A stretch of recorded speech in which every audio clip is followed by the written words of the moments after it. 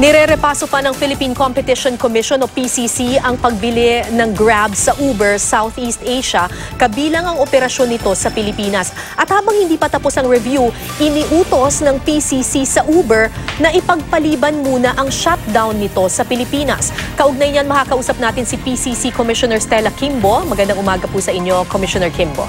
Magandang umaga, Kara. Alright, una sa lahat, ano ba ang papel nitong PCC?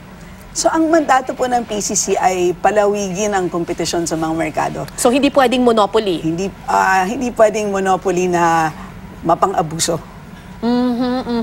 So, kasama na dito sa mandato namin ang pag-review ng mga tinatawag na mergers or acquisitions o yung pagsanib ng mga kumpanya. When you say hindi pwedeng monopoly na mapang-abuso, so ibig sabihin pwedeng may monopoly na hindi mapang-abuso?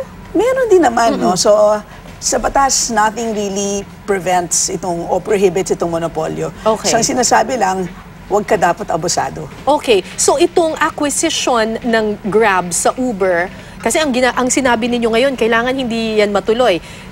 You feel na parang mapang-abuso kapag Grab lang ang naiwan? Siguro konting clarification lang, no, Kara. Hindi pa naman namin sinasabi na hindi siya pwedeng matuloy. Okay. Kasi po ito ay nire-review pa lamang. So, Alright. huwag po natin pangunahan yung review. Ang order na nilabas po namin last week ay tinatawag na interim measure. So, ito po yung mga pansamantalang kailangan gawin ng mga kumpanya at hindi dapat gawin ng kumpanya habang kami nagre-review. Okay.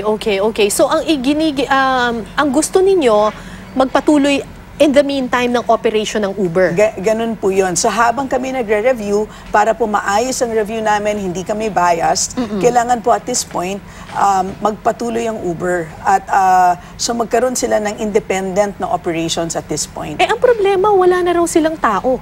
So yun po ang sinasabi po nila. Kaya lang po, kung natatandaan ninyo, ang una pong sinabi nila na magsha-shutdown na po ang app beginning yesterday. So, itong app na to, so ito kasi is global operations, no? Dito po sa Southeast Asia, nung nag-monitor kami, talagang nag-shutdown na ang app sa maraming bansa, tulad ng Thailand, Cambodia, Malaysia. Kaya lang po, dito sa Pilipinas, hindi pa siya nag-shutdown. So, may indication naman po na mukhang nagko-comply naman po ang Grab at Uber. So, syempre, ang tanong na lang natin ngayon is, fully compliant ba siya? Kasi sa order namin, kailangan nilang ibalik ang dati nilang operations. So, kailangan natin bantayan, bumalik ba ang drivers, no? At katulad po ng LTFRB, no? So, may issue sila na meron bang tanggapan na tatanggap ng complaints, no? So, yun po ay babantayan natin, kailangan natin i-monitor para malaman na fully compliant sila dito sa tinatawag na interim measures. So, ang gusto ninyo, bago sana nagkaroon ng merger or bago sana nagkaroon ng deal ng bilihan, dapat muna kumonsulta muna sa PCC para kung compliant ba itong merger na ito. So ganito po yan, Kara, no? Meron tayong tinatawag na compulsory notification. So, sa mga transaksyon na malaki, no? So, kung yung size of transaction exceeds 2 billion pesos, o yung size of party, ibig sabihin yung kabuuan ng mga parties ay exceeding 5 billion na kanilang assets or revenues, kailangan talaga nilang pumunta sa PCC bago sila mag-consummate ng kanilang transaction. Which they didn't do.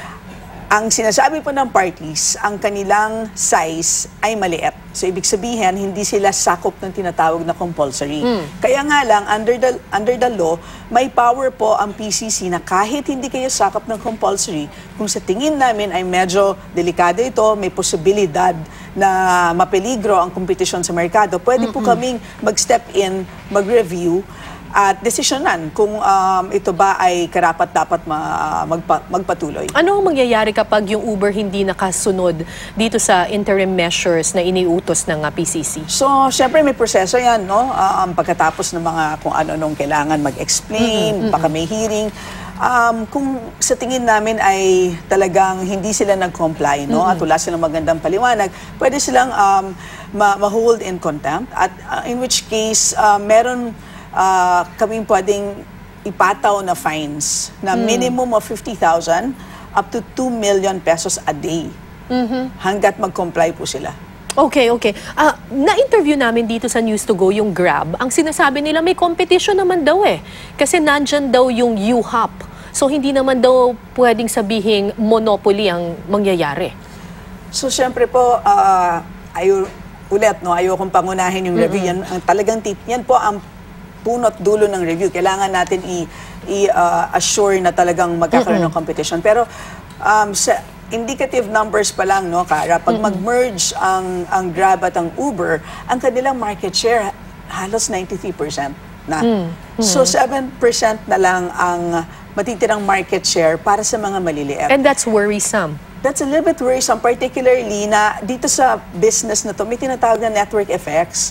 Kapag maliit ka, napakahirap kumumpetensya sa dambuhala. Kasi ibig sabihin, kung ikaw driver, ikaw ba gustong sumama sa isang maliit na network?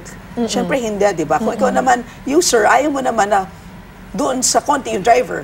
So, dahil merong ganun parang feedback effect, napakahirap talaga ng isang maliit na makipagkompetensya sa isang dambuhala. So, yun po yung challenge. In other countries, ano na ba yung nangyari? Kasi hindi lang naman sa Pilipinas nag-acquire ang Grab eh. So, sa pag-monitor po namin, ang mukhang parehong approach ay ang Philippines at ang Singapore. At kami ay closely coordinating with Singapore para meron din kaming nasa-sound off po namin ang ideas namin. Alright. And with that, maraming salamat Commissioner Stella Kimbo ng Philippine Competition Commission. Salamat.